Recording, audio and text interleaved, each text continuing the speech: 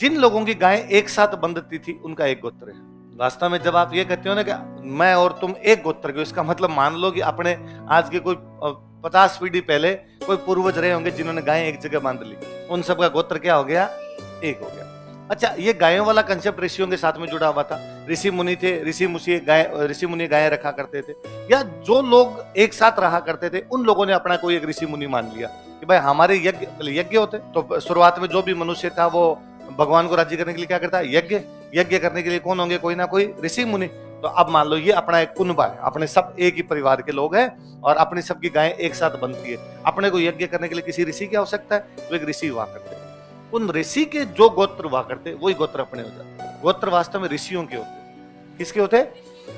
इसलिए गोत्र आज भी अपने वास्तव में जिनको गोत्र, जैसे इसमें गोत्र क्या लिखा, तो इन जितने भी राजवंशों के गोत्र देखते हैं वैसे मिलेंगे वत्स, इनके गोत्र मिलेंगे कश्यप, गोत्र मिलेंगे गौतम, गोत्र मिलेगा इनका भारद्वाज, गोत्र मिलेगा इनका वशिष्ठ, गोत्र मिलेगा इनका मनु।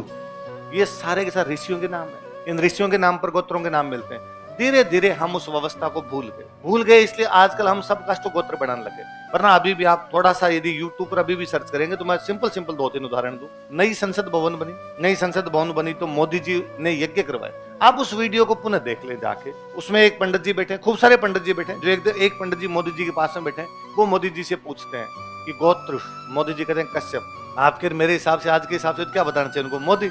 उन्होंने क्या बताया? कश्यप। अब पंडित जी ने यज्ञ करना शुरू किया और पंडित जी का नरेंद्र नामे, दामोदर पिता नामे, कश्यप गोत्रे, संसद भवने, दिल्ली क्षेत्र। फिर आगे मंत्र बोल, इस व्यक्ति की तरफ से इस जगह पर बैठ के मैं ये मंत्र बोलने जा रहा हूं। मैं इसको और सिंपल कर दूं। आपको शादी ब्याह देखना, कोई भी फेरे देखना, फेरों के अंदर जो दूल्हा दुल्हन बैठते हैं, पंडित जी दोनों से पूछते तुम्हारे गोत्र बताओ। क्योंकि आजकल लोग भूल गए तो बात अलग है कि आप लोग यदि भूल गए तो कोई कहते मेरा गोत्र मोदी है, नरेंद्र मोदी नाम है तो मोदी बता दे, किसी का कोई नाम है। वरना यदि थोड़ा सा भी पता होता तो गोत्र ये नहीं बताते। वो बताते गोत्र गौतम, गोत्र बताएंगे कश्यप, गोत्र बताएंगे मनु, गोत्र बताएंगे ये।